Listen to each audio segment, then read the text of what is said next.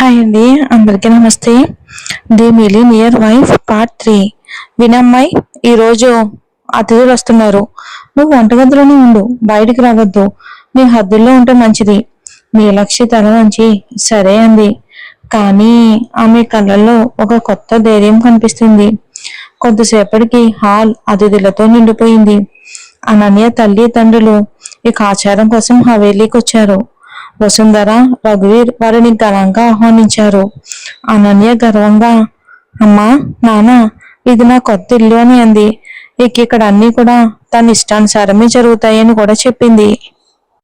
అంశుమన్ కూడా వచ్చి అందరినీ పలకరించాడు. కానీ అతని చూపు పదే పదే మొబైల్ పైనే ఉంది. అతను ఒక మెసేజ్ పంపాడు. స్వీటీ, ఈ రాత్రి 10 గంటలకు పాత తోటలో కలుద్దామని. అనన్యకు మాత్రం ఈ విషయం తెలియదు. ఇక దేవపూజ కార్యక్రమం ప్రారంభమైంది. రఘువీర్ సింగ్ అందరినీ స్వాగతిస్తూ ఈ సాంప్రదాయ కార్యక్రమానికి వచ్చినందుకు ధన్యవాదాలు అన్నాడు. అయితే ఆయన చూపు అప్పుడప్పుడు నీలక్షి వైపుకి వెళ్తుంది. ఆమె వంటగదిలో అలా కష్టపడుతూనే ఉంది. వసుంధర మాత్రం ఈ అమ్మాయి ఎవరికి కనిపించకుండా ఉంటేనే మంచిది అని అనుకుంది మనసులోనే. పూజ పూర్తయిన తర్వాత అనన్యకు ఎన్నో ఆచారాలు జరిపించారు. ఆమెకు బంగారం, బట్టలు, బహుమతులు ఇచ్చారు. కానీ అదే ఇంట్లో మరో పెళ్లి కూతురు నీలక్షి కూడా ఉందనే విషయం కనీసం ఎవ్వరూ పట్టించుకోనే లేదు. ఆమె మాత్రం పని మనుషులతో కలిసి అతిథులకు సేవ చేస్తూనే ఉంది. అనన్య తన తల్లి తండ్రులకు ఇల్లు చూపిస్తూ చాలా ఆనందంగా ఉంది. సుమన్ మాత్రం నటన కొనసాగిస్తున్నాడు. అంతలో అతని ఫోన్ మోగింది. అతను వెంటనే కాల్ కట్ చేశాడు. అది గమనించిన అనన్య, ఎవరు ఫోన్ చేశారు అని అడిగింది. అతను వెంటనే, ఏం కాదు డియర్, బిజినెస్ కాల్ అని అబద్ధం చెప్పాడు. అనన్యకు కొద్దిగా అనుమానం వచ్చినా అతిథుల ముందు ఏమీ మాట్లాడలేదు. ఇంట్లో మాత్రం నెమ్మదిగా ఒక తుఫాన్ అయితే రూపుదిద్దుకుంటుంది. అంశుమన్ ఇంకా ఇతర అమ్మాయిలతో మాట్లాడుతూనే ఉన్నాడు. అనన్య యొక్క నిజమైన ప్రేమ, అంశుమన్ యొక్క ద్రోహం మధ్య దూరం పెరుగుతుంది. ఇవన్నీ గమనిస్తున్న నీలక్షి మనసులోని ఈ ఇంట్లో ఇంకా ఎన్ని రహస్యాలు దాగి ఉన్నాయో ఏంటో అని అనుకుంది. ఆమె ఆలయంలో వెలిగించిన దీపాన్ని చూసింది. ఒకరోజు నిజం బయటపడుతుందా అనే ప్రశ్న ఆమె మనసులో మెదిలింది. మధ్యాహ్నానికి అన్ని కార్యక్రమాలు పూర్తయ్యాయి. సాయంత్రం అనన్య తన పుట్టింటి కోసం వెళ్ళబోతుంది. కానీ అంశుమన్ ఆలోచనలు మాత్రం రాత్రి స్వీటీతో జరగబోయే రహస్య సమావేశంపై ఉన్నాయి. వసుంధర కార్యక్రమం ఎలాంటి సమస్యలు లేకుండా ముగిసిందని ఊపిరి పీల్చుకుంది. అయితే రఘువీర్ చూపు మాత్రం ఇంకా నీలక్షిపైనే ఉంది. ఇక ఢిల్లీలో సూరజ్ ఒక కొత్త వ్యాపారం ఒప్పందం గురించి ఆలోచిస్తున్నాడు. హవేలీలో జరుగుతున్న సంఘటనల గురించి అతనికి ఏమాత్రం తెలియదు. కానీ నీలక్షి ముఖం మాత్రం అతని మనసులో ఎక్కడో మెదిలింది. అది కేవలం యాదృచ్ఛికమా, లేక విధి ముందే ఇచ్చిన సంకేతమా? హవేలీ గోడల మధ్య దాగి ఉన్న రహస్యాలు ఎప్పుడు బయటపడతాయో.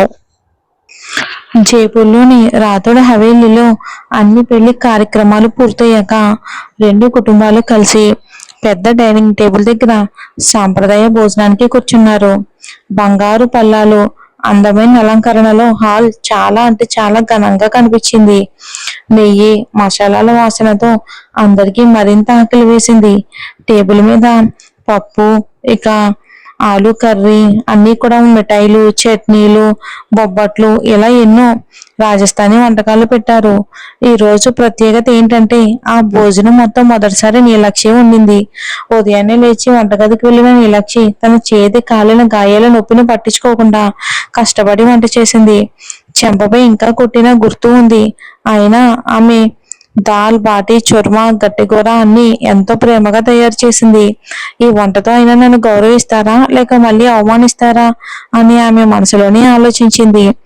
ఇక వంటకాలు చూసిన గంగ ఆనందంగా నవ్వింది. మీరు చాలా అద్భుతంగా ఉండారు. ఇంత రుచికరమైన భోజనం ఈ హవేలీలో ఎప్పుడు రాలేదు అని చెప్పింది గంగ.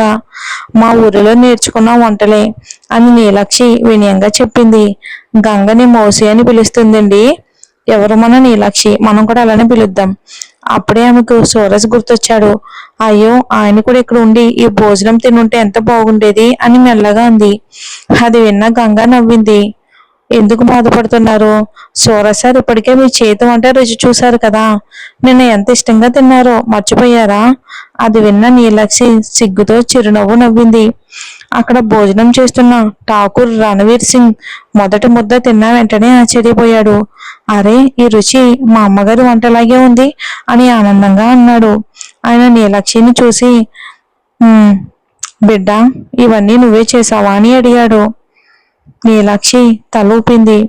చాలా బాగా ఉండవు, నిజంగా ఇంటి గౌరవం నువ్వే అని ప్రశంసించాడు. అది విన్న అనన్య ముఖం కోపంతో మారిపోయింది. ఆమె అంశుమన వైపుకు తిరిగి, చూసావా చూసావా అని ఈ పని మనిషి ఇప్పుడు హవేలీ గౌరవంగా మారాలని చూస్తుంది అని వెటకారంగా అంది. దానికి అంశుమాన్ నవ్వుతూ, ఇది ఒక సాధారణ పని మనిషి మాత్రమే, దీనికి ఇంత ప్రాధాన్యత ఎందుకు అని అన్నాడు వాళ్ళ నాన్నతో. వారి మాటలు విన్న నీలక్షి మనసు ముక్కలయ్యింది. ఆమె సోరసు చట్టబద్ధమైన భార్య అయినా అందరి కళ్ళల్లో మాత్రం పని మనిషిగానే ఉంది. ఆమె నిశ్శబ్దంగా వంటగదికి వెళ్ళిపోయింది. గంగ ఆమెను ఓదార్చింది. వాళ్ళ మాటలు పట్టించుకోకండి, మీరు నిజంగా చాలా బాగా ఉంటారమ్మా. ఇంతలో రఘువీర్ సింగ్ లేచి నిలబడ్డాడు. వసుంధర, ఈ అమ్మాయి కూడా మన కొడలే, ఇలా అవమానించడం అస్సలు సరైనదే కాదు అని గట్టిగా అన్నాడు. కానీ వసుంధర కోపంగా, ఇది మన కొడలు కాదు, ఒక పని మనిషి మాత్రమే, తన హద్దులు దాటకూడదు అని చెప్పింది.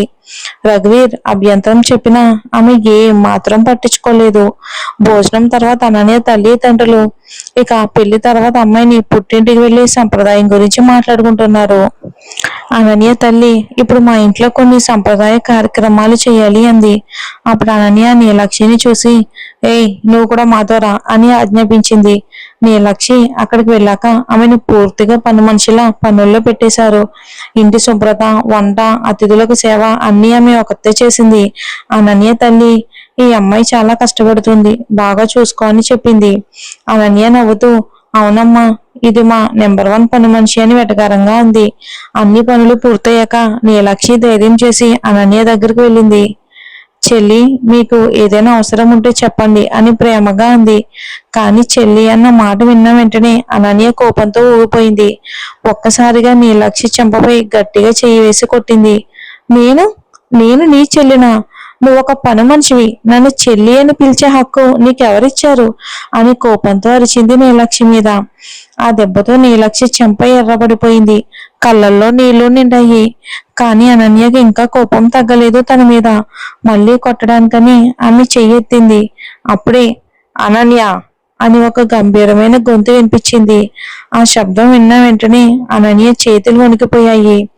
ఎవరో ముందుకు వచ్చి ఆమె చేతిని బలంగా పట్టుకుని వెనక్కి లాగారు. నీలక్షి కూడా కన్నీటి కళ్ళతో ఆ వైపుకు చూసింది.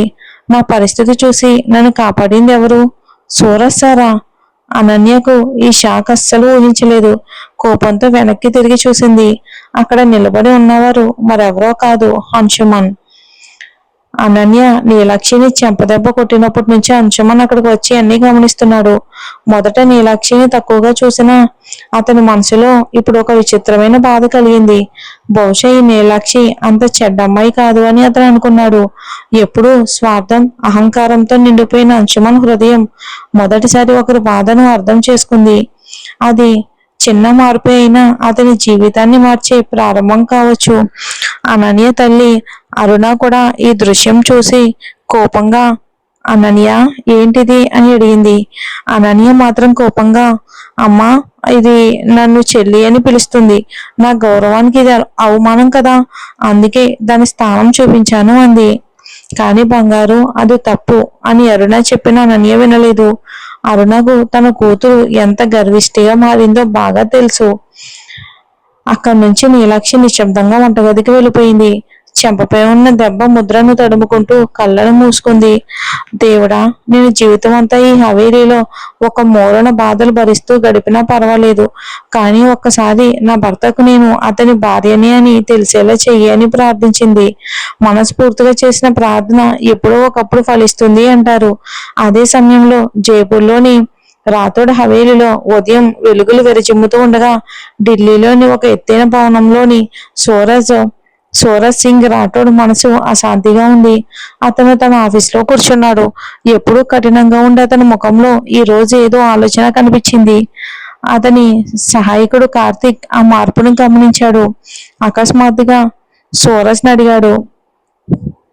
అడిగాడు, కార్తీక్, ఆ అమ్మాయి పేరేంటి? నీలక్షి కదా. నువ్వు ఆమె సాధారణ పని మనిషి కాదని చెప్పావు. మరి ఆమె ఎవరు? కార్తీక్ లోతుగా శ్వాస తీసుకున్నాడు. సార్, ఆమె మీ భార్య, కానీ చాలా పేదమ్మాయి, అనాథ కూడా, చదువు కూడా పెద్దగా లేదు. మీతో పెళ్ళైన హవేలీలో ఆమెను ఒక పని మనిషిలా చూస్తున్నారు. ఇది విన్న సూరజ్ ముఖం కఠినంగా మారింది. ఏంటి, ఇది నిజమా అని కోపంగా అడిగాడు. అప్పుడు కార్తీక్ తన ఫోన్లో ఒక వీడియో చూపించాడు. అది సూరజ్ పెళ్లి వీడియో. అందులో సూరజ్ నీలక్షి ముఖం కూడా చూడకుండా ఆమె నుదుటిలో సింధూరం పెట్టి మెడలో మంగళసూత్రం కట్టాడు.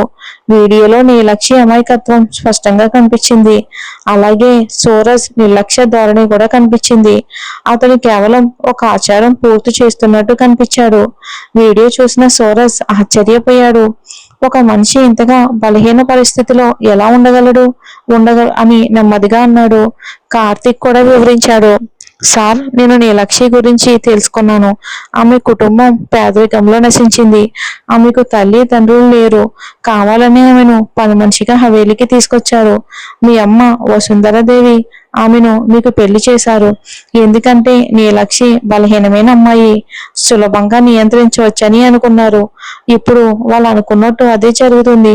ఆమె ఎన్నన్నా సరే, ఎంత పని చెప్పినా సరే అన్ని మౌనంగా భరిస్తుంది. సూరజ్ కోపంతో, మా అమ్మ ఇలా చేసిందా? నేనేమీ గమనించలేదే అని అన్నాడు. అతని చేతులు బిగుసుకున్నాయి. కిటికీ బయటకు చూస్తూ లోతుగా ఆలోచించాడు. ఇక నీలక్షి అనన్య తల్లిదండ్రుల ఇంట్లో ఉంది. అది కూడా ఒక పెద్ద రాజస్థానీ హవేలీ. కానీ నీలక్షికి అదో మరో జైలు లాంటిది. ఆమెకు అంతులేని పనులు అప్పగించారు. భారీ పాత్రలు తోముతూ ఆమె వేళ్లు గాయపడ్డాయి. అయినా ఒక్క మాట కూడా చెప్పకుండా పనిచేస్తుంది. అనన్య ప్రతి చిన్న విషయంలో ఆమెను అవమానిస్తుంది. కానీ నీలక్షి ఓర్పుతో అన్ని భరిస్తుంది. అందరూ భోజనం చేసిన తర్వాత మాత్రమే ఆమెకు తినడానికి ఇచ్చేవారు.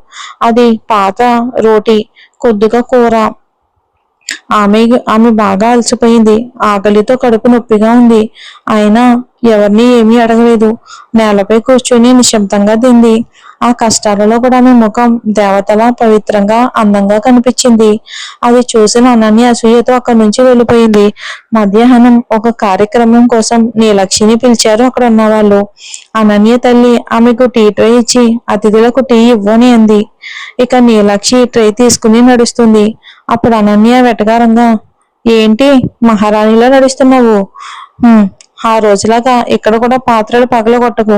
ఇవి మా నాన్న యూరప్ నుండి తెప్పించారు. మీలాంటి పేదదానికి ఇలాంటి ఖరీదైన వస్తువులు ఎప్పుడూ కనిపించవు అని అంది. అది విని నీలక్షి మనసు ముక్కలయ్యింది. చెంపపై ఇంకా అనన్య కొట్టిన గుర్తులు ఉన్నాయి. అయినా నిశ్శబ్దంగా అతిథులకు టీ అందించింది. అదే సమయంలో ఢిల్లీలో సూరజ్ కోపం ఇంకా తగ్గలేదు. కార్తీక్ అడిగాడు, సార్, నీలక్షి చాలా బాధలు పడింది. ఆమెను పని మనిషిలా చూస్తున్నారు. మీరేమైనా చేయగలరా? సూరజ్ ఇంకా కిటికీ బయటికి చూస్తున్నాడు. అతని మనసులో కోపం, సిగ్గు ఇంకా నీలక్షి వైపుకు ఒక తెలియని ఆకర్షణ కలిగిపోయాయి. అతను మౌనంగా ఒక నిర్ణయం తీసుకున్నాడు. ఆ నిర్ణయం గురించి అతనికే తెలుసు. ఇక అరుణ నీలక్షిని అనన్య గదికి జ్యూస్ తీసుకెళ్ళమని చెప్పింది. ఆమె వెంటనే ఆదేశం పాటించింది. మరి చూద్దాం ఏం జరుగుతుందో. పెళ్లి అనే బంధానికి ఉన్న వాల్యూకి అదే కదండి. మరి ఒకరి గురించి ఒకరికి తెలియకపోయినా ఇద్దరిని ఒకటి చేసేది పెళ్లి. మరి చూద్దాం.